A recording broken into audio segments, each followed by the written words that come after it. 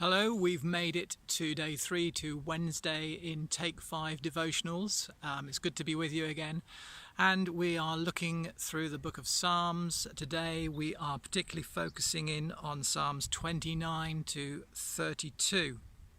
So 4 Psalms, but I'm going to pick on a few verses from Psalm 29 to look at today.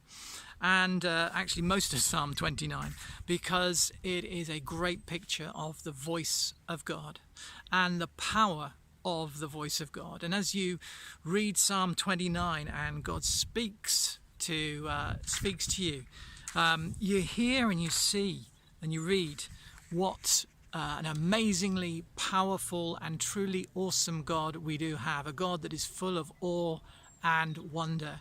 And the psalmist here talks about the power of God through his voice doing incredible things. Remember, I said that the Hebrews, when they wrote poetry, they tended to echo or reflect a topic in a line and then do it again shortly afterwards in the same line. And we see it a lot here, where particularly in verse 3 forward, it says, "The voice of the Lord is over the waters. The God of glory thunders. The Lord thunders over the mighty waters." And to me, that pictures a bit what happens in Genesis in those first few days of creation, where the voice of God speaks. God speaks and it came to pass. And the voice of God thundering across creation as the day is separated from the night, as the sun and the stars are put in place, as the land is separated from the water, all by that amazingly powerful, that wonderfully powerful voice of God, the spoken voice of God. And here, as we read through Psalm 29, the voice of God is pictured as having mighty power, breaking the great cedars of Lebanon. And remember, those were great big trees that were imported by Solomon for use in his building and in his building of the temple and his palace, because he knew of their great renown. And yet the voice of God just flattens the cedars of Lebanon. What a great picture. The voice of the Lord strikes with flashes of lightning.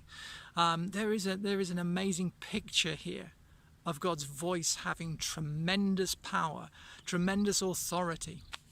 And it is good to know that we can hear that voice speaking into our lives. And we can also speak on behalf of God with that authority and that power.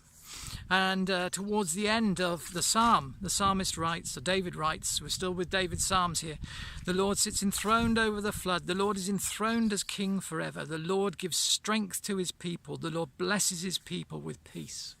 The Lord gives strength to his people. That amazing power which comes through the voice of God can speak and does speak into your life and my life. And I just want to finish this little section with the final verse, verse 24 of Psalm 31, where God says, "Be strong and take heart, all you who hope in the Lord." And if you hope in the Lord today, that powerful voice of God will give you strength. It will speak into your life and bring the power of God down into your situation and into your life. So for today, be strong and take heart.